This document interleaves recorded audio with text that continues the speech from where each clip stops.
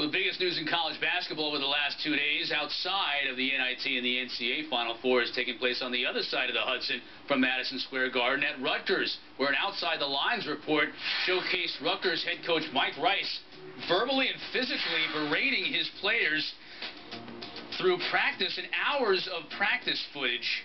Of course, the Outside the Lines report will air in its entirety on Wednesday on ESPN, and Rutgers Athletic Director Tim Pernetti spoke a couple of times on Tuesday. Here is the latest. I think now that the video is out there, we knew it was going to get out there, Pernetti told WFAN Radio in New York. The reaction, we knew what it was going to be.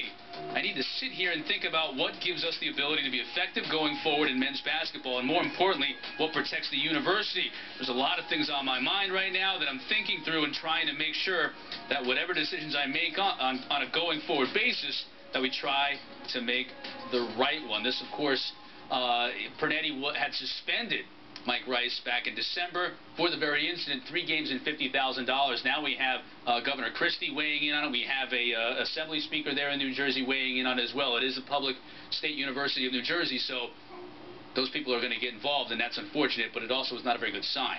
Yeah, the picture speaks for themselves, and the behavior is unacceptable. You can't throw balls at players. Right. You can't, for sure, grab players physically, and there are no winners in this situation. The university's not going to win, the administration's not going to win, and surely Mike Rice is not going to win. All right, you know, on a more positive note in college basketball, we do have some new coaches out there, some vacancies being filled. Here's a list right now of some of the more recent vacancies, and Noodles Neal just announced today replacing Steve Alford at New Mexico, and Steve Alford, of course, being announced at UCLA. Coach, of these 4 hires right here, which one do you think was the best hire? I think Noodles Neal. I think it's a great hire. Here's a guy that's been at New Mexico. He's recruited a number of the players that are there. He's a terrific coach. Played at Georgia Tech for Bobby Cremins. High energy. I think he'll continue building that program in Steve Alford's image. And Steve Alford and Andy Adfeld, really solid hires. Steve Alford's a terrific coach. Different situation. When you go to UCLA, they don't hang Final Four banners. Right. You can't lose to Harvard in the first round of the NCAA tournament. And then Andy Adfeld, a different situation that had great success at Florida Gulf Coast, only been there 2 years, only been in college coaching 6 years.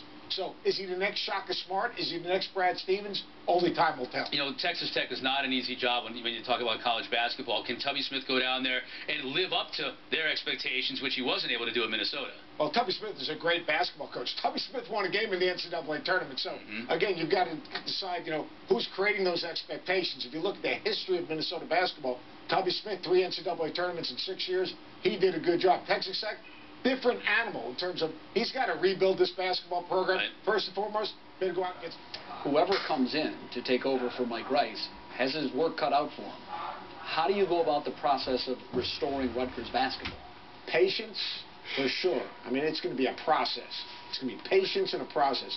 You're talking about a program that now is scarred as they move a year from now into the Big Ten. You're talking about a program that has a home court, but that needs to be refurbished. You're talking about no practice facility and an incident so public. This isn't a sports story. This is a national story. This is not the lead story on SportsCenter on ESPN. This is a lead story on ABC News tonight. I mean, this is much, much bigger than an athletic field. So, you know, I look at it, patience is going to be the key. It's going to be a process of rebuilding the trust within the Rutgers community, within the administration, and then you're talking about the basketball community. You know, is it a good place to send my kid? And it's going to be a process. And while they're going through that process, they're moving into a league now that we talked about, the gauntlet of the Big Ten, that probably is the deepest league in all of college basketball. Seth Greenberg. Seth, thanks. Thank you.